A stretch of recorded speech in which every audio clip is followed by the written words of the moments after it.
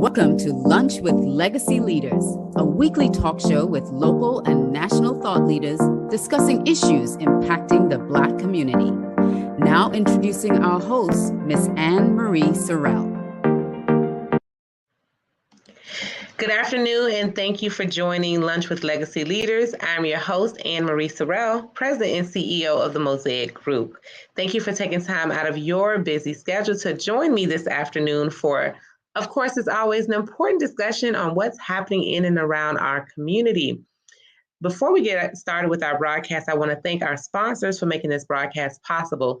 Thank you to the Desmond and Dover Accident Attorneys, AARP, the Florida Lottery, FAMU Mary, and All of Us Research Program at University of Miami. Today, I am joined by Dr. Steve Gallen, who is the Vice Chair of Miami-Dade County Public Schools. Welcome back, Dr. Gallen. How have you been? I'm doing great, Ann Marie. Great to be back with you and all of our viewers. Always excited to be a part of the Legacy family. So looking forward to a very lively discussion. Hope you've been well. I have been well, and so good to have you back on the show. So I really won't go through the bio and the introductions because you're no stranger to Legacy, and you're definitely no stranger to the Miami-Dade and South Florida community. So we're going to dive right in as we talk about, the school year has just started. Parents are, back in gear with their kids back to school and extracurricular activities and drop off, pick up, etc. But, of course, policy still happens during, before, and after the school year ends. And you and your colleagues have your hands full. And there's been so much that has happened over the last couple of years between the pandemic, different, legislation, and then more recently with some of the recent elections and appointments. So there's a lot going on at the school board level. I mean, who knew school board policy and politics was this exciting? Yes. Anytime you have an opportunity to engage in the learning and lives of children, for me, not simply as a policymaker, but as a former practitioner. As you know, Ann Marie, I am no stranger to public education. I've been a teacher, a principal, a district administrator, a superintendent of schools. So this has been my life for the past 3 decades plus. Aside from that, I'm a parent. So I also see it firsthand with a school-age child in the Miami-Dade County Public Schools. So it is definitely an exciting time. It is a challenging time as well. But in education, as each and every one of us knows, it does provide a new opportunity each and every year for us to support our students, to educate them, empower them, and elevate them. And yes, absolutely, Ann Marie, we have to navigate through some of the recent legislative changes that we are facing in the state of Florida. And we're doing that as a board, I believe, quite well. Well, let's talk about that. What you're having to navigate. So we know that there was just a recent election. So can you tell our viewers what has transpired in Miami-Dade County since the election just happened in August, since the primary? The democratic process had its say. The voters spoke. They had an opportunity to re-elect 2 incumbents. We had one of our illustrious members to transition after almost 3 decades of outstanding service in the Miami-Dade County Public Schools. And we also had in the 4th race, we had a new board member that is being elected for that particular seat. So we are anticipating the swearing in of 2 new board members to the Miami-Dade County Public Schools that have been elected by the voters of those particular areas. As I said previously, the voters have spoken. I know that process quite well, having run in 2016 in the midst of change in District 1 after we had a 9-year board member. And the voters spoke, and we are looking forward to working with our new colleagues on the board on behalf of our district, on behalf of our community, but most importantly, Ann Marie, on behalf of our children. And you did mention an appointment. There is 1 seat that will be appointed according to the timeline, but no appointment has been made as of yet. The incumbent in that seat is running for a mayoral position for the city of Doral, but that appointment has not taken place. Okay, thank you so much for that update. I have to give a shout out. I have to give a shout out to the reelection of my colleague, Dr. Dorothy Bendross-Mendengal in District 2. Also my colleague, Ms. Maria T. Rojas, who has also been reelected. These are two lifelong educators that I've had an opportunity to not simply serve with on the board of Miami-Dade County Public Schools, but I had an opportunity over the past 3 decades to serve with them as educators in the Miami-Dade County Public Schools. So I'm very excited about their return to the board and to help us continue to lead this district and improve the education of our children. Thank you. What do you see as for this, last year, well, the last few years definitely have had many challenges in school systems that the school districts have had to overcome from, of course, dealing with COVID, technology, and this, online learning. And as a result, students having to learn in a different way, and then also having the equipment and access to internet, et cetera. Shortages in bus drivers, rising housing costs that impacts teachers and other faculty, and then of course legislative decisions, from the banning of books to don't say gay, all these different things, right? What do you foresee? Do you foresee any of those continuing into this new year and throughout this new school year? Do you, and how do you, face those challenges as a board? And then what do you see as some of the maybe upcoming challenges that you guys may be facing as a board in this upcoming year? So the answer to the question is yes. I do see many of the challenges being prominent as we move forward, because when you start talking about challenges that deal with the learning and lives of students, specifically academic learning challenges that have resulted in a loss of learning during the pandemic, those changes are not remediated overnight. So this will be something that is a continuous journey, a continuous progress for us to continue to reclaim and recapture those learning losses that our students faced during the pandemic. As it relates to a number of legislative changes, absolutely, they are now law. At some point, they became House bills and Senate bills, but once they're assigned by the governor, they are law, and we're obligated to follow the law. So those things, unless laws change, those things will continue to be part of the legislative policy-driven statutory landscape that we have to navigate as a board. Thirdly, we have seen a significant increase in the voice and the engagement of parents on various sides of issues. For me, as a lifelong educator, having been a principal, for example, at Holmes Elementary School right there in Liberty City, principal of Northwestern in Liberty City, parental involvement is not a new concept. Parents have always been engaged. Parents have always advocated for their children. But obviously, we have now levels of engagement that are driven by specific issues and have been elevated to the board level, obviously, through several efforts that transpire across the state, and quite frankly, Ann Marie, that transpire across the nation. Last but not least, I think the school board has enjoyed for decades being a nonpartisan body, which we still remain. But obviously, there have been some issues that have become described or characterized as partisan, whether or not they are. That's how they've been described. And partisanship does put all of us in a position to pick a side. What I've made a determination is that I will never, ever, ever capitulate to what I call prescriptive advocacy. Prescriptive advocacy. I want to coin that term today. No one is going to prescribe the way that I advocate for them.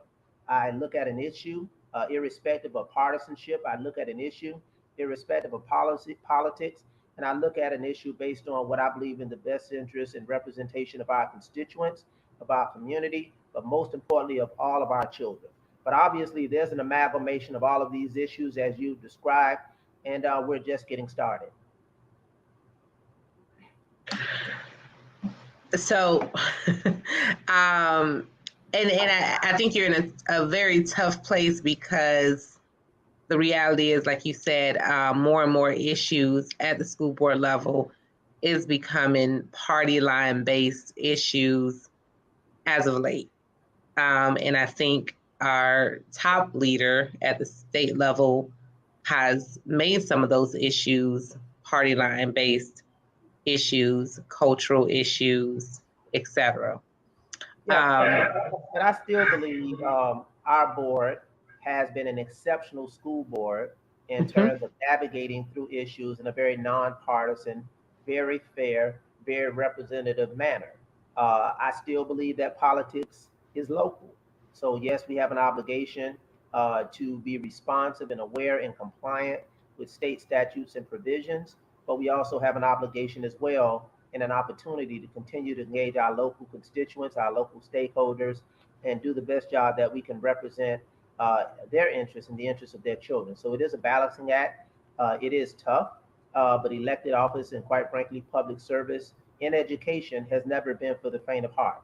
So I am optimistic. I remain steadfast, and I remain open about the avenue to tap into the best of who we are, not as public servants, not as elected officials, not as quote unquote politicians, but I always try to tap into the best of who we are as human beings. And I think this school board has continued to rise above that as a majority. And I look forward to us continuing to rise above any of those issues as a nonpartisan board moving forward on behalf of the children and families of Miami-Dade County Public Schools. Absolutely. Well, that brings me to my next point, Dr. Gallen. What are some of these? We've talked about a little bit about the challenges, but I want to, let's give it a more positive approach here. And what are the opportunities? Where do you see improvements, opportunities, more programming for students, parents, for your faculty and staff? As we work to overcome some of the challenges that were mentioned before, where are the opportunities? Where are the new programs? What are some of the exciting things that are happening in Miami-Dade County Public Schools? Well, the excitement, first of all, goes off to our teachers in the Miami-Dade County Public Schools and all of our faculty and staff that have delivered once again, and our students who have delivered once again an A rating district to the Miami-Dade County Public Schools. So I think it's very important to build off success. We can always find ourselves in the doldrums of challenges, in the doldrums of division, in the doldrums of discourse and issues that divide us. But there's an opportunity for us to reflect, review, and build upon the success that is yielded once again an A rating to the Miami-Dade County Public Schools. Having said that, this does give us an opportunity to fulfill our obligation to make sure that we leave no students, no schools, no zip codes behind. So while we do celebrate the A rating, we still have an opportunity and obligation to look at areas of proficiency, areas of programming, and areas of personnel. And I think we have to continue to address that in a very deliberate and strategic manner. When I talk about proficiency, yes, we have A schools and B schools and things of that nature, but to the extent that students are still not proficient in mathematics and reading, we have to continue to shore that up. With respect to programming, if we don't have equity and access relative to high quality programs from Florida City to County Line Road, we also have an obligation to address that as well to make sure that students have access. That is really what equity is about, providing access to all students. And last but not least, when we talk about personnel, we are facing a national, not a local, not a state, but a national teacher shortage. And with respect to that teacher shortage, we have to be very intentional and very supportive and very convicted in making sure that we recruit, we reward, and that we retain qualified and committed teachers for our classrooms where the core technology takes place.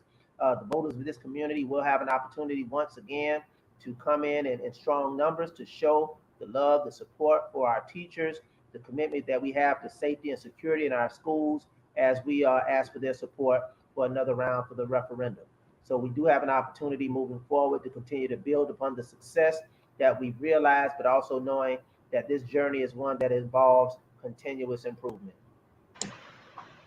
Awesome. So what is a successful 2022-2023 school year look for you, Vice Chair? Look like for you? It looks for me where we have seen significant increases in student proficiency rates across all schools with all students in all zip codes. We are transitioning from a summative assessment at the state level, and that summative assessment is where at the end of the year you take that one test to decide whether or not your child has done well or the school has done well.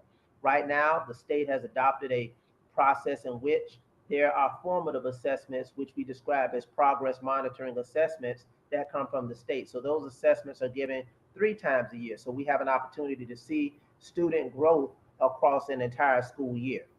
What that culmination is going to look like in terms of an accountability structure, i.e. a school grade rating system, that has not been fleshed out. But first and foremost, a good year will look like for me, where student proficiency rates in reading and mathematics and all of the requisite areas have increased. I'm not talking about school grades. I'm talking about student proficiency rates have increased. I did proffer an item last year to address the achievement gap, to close that achievement gap. And we are one of the few boards in the United States that has a policy to address the achievement gap. And again, that was done in a very solidified, very collegial, and a unanimous manner that we adopted a policy to address the achievement gap. So that will be a successful year relative to student performance and achievement. The other iteration, obviously, will be one in which we are able to compensate our personnel appropriately with competitive salaries. And I'm not just simply talking about teachers who are on the front lines, but we have bus drivers that are on the front lines. We have custodians that are on the front lines. We have clerical staff that are on the front lines. And obviously, our school leaders are on the front lines as well. We've just closed many of our contractual agreements. We have seen increases there, but we still have a ways to go, and we want to continue to see those increases moving forward for our law enforcement personnel in the school system and across the board. That is why the referendum is critically important moving forward. And last but not least, a successful year is for us to continue to be a partner with municipalities, a partner with community organizations, because we can't do this work alone. A partner with families around the education and outcomes of our students. And so to the extent that we can strengthen our partnerships as a school district with external stakeholders for the improvement, the edification, and the elevation of all, a rising tide lifts all boats. I think that partnership being strengthened will be a great year for me. So I'm looking at 3 areas: pupil performance, personnel enhancements, and partnership empowerment. How about that? I love it. That's pretty awesome. How does now I know you said engagement of parents have been up, which is great. So for parents who are out there listening, and if you are involved, kudos to you. How do you get from where you're sitting, Dr. Gallen? How do you get more parent involvement and more community involvement in the school system? I think it has to start at the most critical unit of change. What do I mean by that, Ann Marie?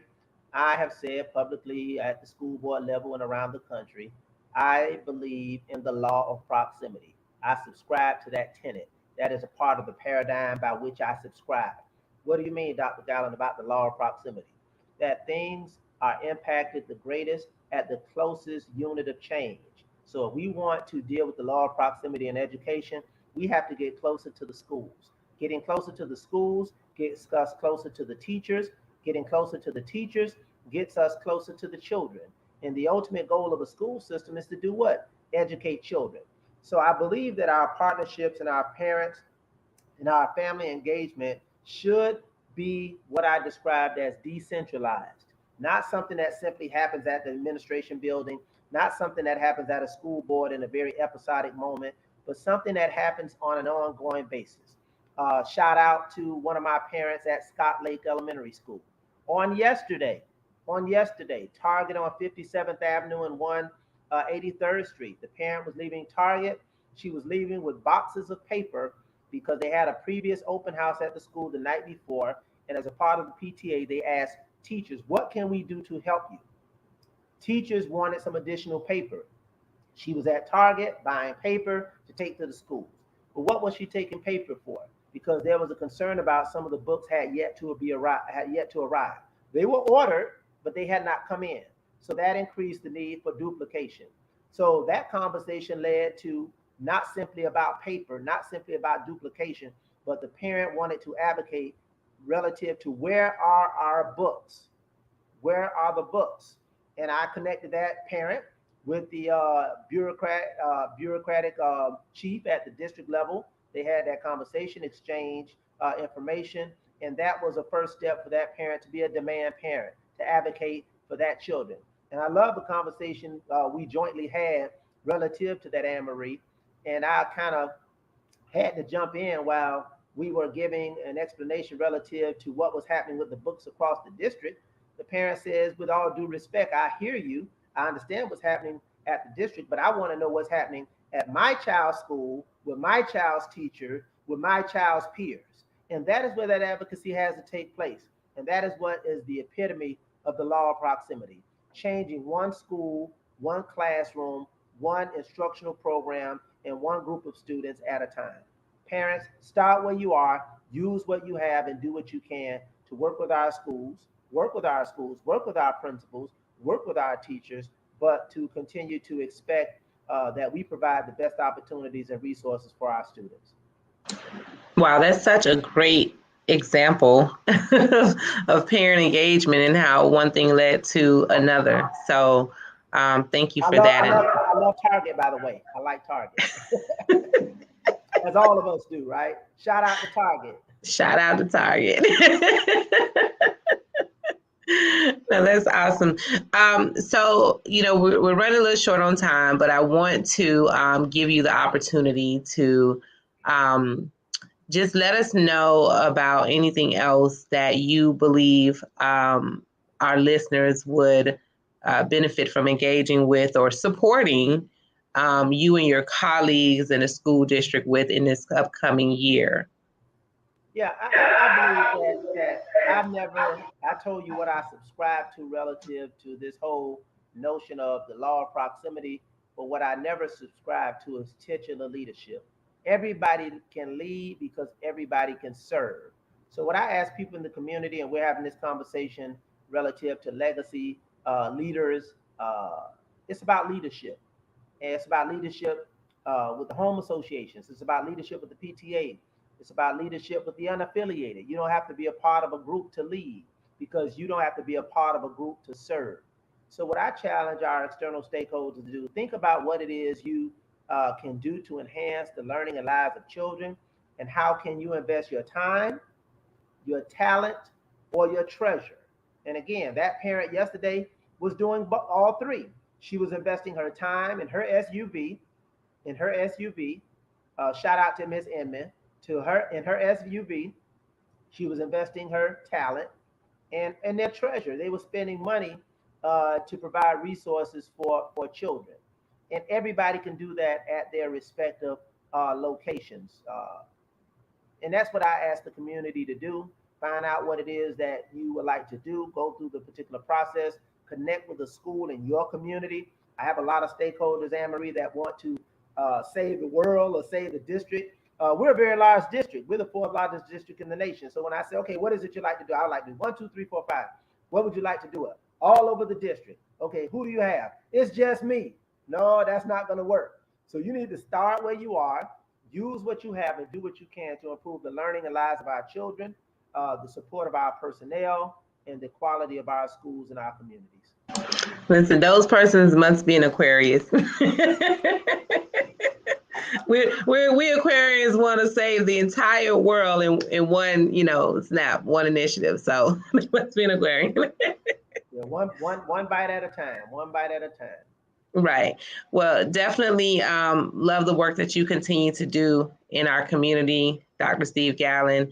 And we definitely appreciate you joining us on Lunch with Legacy Leaders and giving us an update of what's happening, what to expect, your priorities as well as what you think would be a successful year this school year. And, I would like for you to leave, you left people with a call to action, but I also know that parents and others, many others, are facing their own personal challenges, whatever that may be, with inflation and everything going on.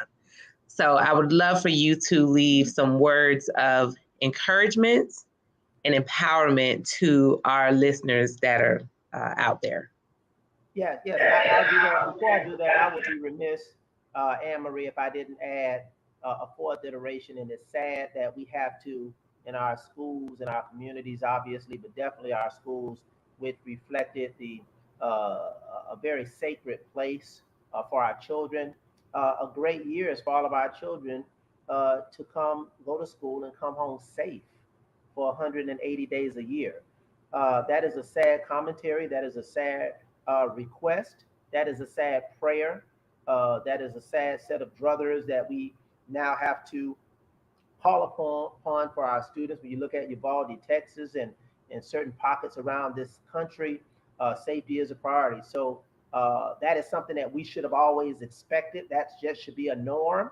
But the new normal is for us to pray that our children go to school each and every day and come back safe. So I want to add that as the final request that I have for a great and successful year, because if our children are not safe, nothing else matters. So my final call to action in light of everything that we're facing is that, yes, we started out the show with many of the things that are happening at the local, state, and national level around what many describe as political division and discourse in public education, and quite frankly, in the state of affairs, whether it's housing, whether it's crime, whether it's sexuality, quite frankly, whether it's issues of economic hardships, whatever the issue is, there's a lot of division and discord that faces each and every one of us. But as I said during the course of this show, I'm not naive. Obviously, coming from Liberty City, I'm not a naive person. I've seen the best of the best and the worst of the worst. But I do believe that at the end of the day, we can find light in the most darkest places. So I just want to say, as a word of hope and optimism, that despite the noise, that despite the cacophony, the banging, the loud chatter that we see around this nation, around a myriad of issues, a woman's right to choose, whatever the issue is, there's a lot of division and discord. But despite all of that, I still believe in the God that I serve, that wakes me up each and every day, compels me to believe that the winds of possibility, they still blow. The winds of hope, they still blow. The winds of love, they still blow. The winds of optimism, they still blow, Ann Marie. The winds of solidarity and support, they still blow. The winds of unity, they still blow. I just think at a certain point in our own personal spaces, in our own reflective places, we just have to, at certain times, be silent to hear them. Absolutely. I couldn't have said it better, Dr. Gallen. Thank you for this conversation today. Thank you for joining us. We always welcome you back to Lunch with Legacy Leaders. And again, thank you for the work you're doing in our community and being a great public servant as you are. So we appreciate you. And with that being said, is there a way to reach you if someone wants to reach out to you, Dr. Gallen? They can contact my office, but I'm available. Some people have come to find out that social media is one of the best ways to reach me. I have 3 Facebook pages. You can follow me at Dr. Steve Gallen III on Facebook, Steve Gallen III on Facebook, at Doc Gallen on Twitter, the Dr. Gallen on Instagram. I'm on LinkedIn as well. But if all else fails and you want to formally reach me, I can be reached at the Miami-Dade County Public Schools, 305-995-1000. School Board Member, Dr. Steve Gallen III. And again, thank you so much. And I want to continue to salute and support and commend Legacy and your team at the Miami Media Group for the outstanding work that you're doing and the platform that you're providing for all of us to connect and communicate in ways that enhance our community. Thank you so much. Oh, you're very welcome, and thank you for that. And just stay with me for just a quick moment. I just want to do a few quick announcements, and I definitely want to thank our sponsors again for making this broadcast possible. So thank you to the Mesman and Dover Accident Attorneys, AARP, the Florida Lottery, FAMU Medical Marijuana Educational Research Institute, which is FAMU Mary, and All of Us Research Program at University of Miami. Please be sure to check out all the things that are happening with MIA Media Group and our current issue at miamediagrp.com. Also, watch out for all of our shows. We have something for everyone on Mondays, The Business of Black Business at 1 p.m. with Jay Reynolds. Tuesday, My Money, Your Money at 7 p.m. with Bridgette Lumpkins. Wednesday, Soul at 7 p.m. with Nikki Jellin. Thursdays with yours truly, Lunch with Legacy Leaders at noon. And Flavor of South Florida at 7 p.m. with Chef Irie. And of course, we can't forget your health. Join us for Black Health Fridays at 2 p.m. with Dr. Michelle Kerwin. If you have enjoyed this content, please be sure, and if you didn't enjoy it, share it anyways, because somebody else can use it. Share this content with your network on your platforms, and be sure to save the date and join us again for Lunch with Legacy Leaders next Thursday. Thank you again, Dr. Gallin, and thank you everyone for tuning in. Have an amazing afternoon. Thank you.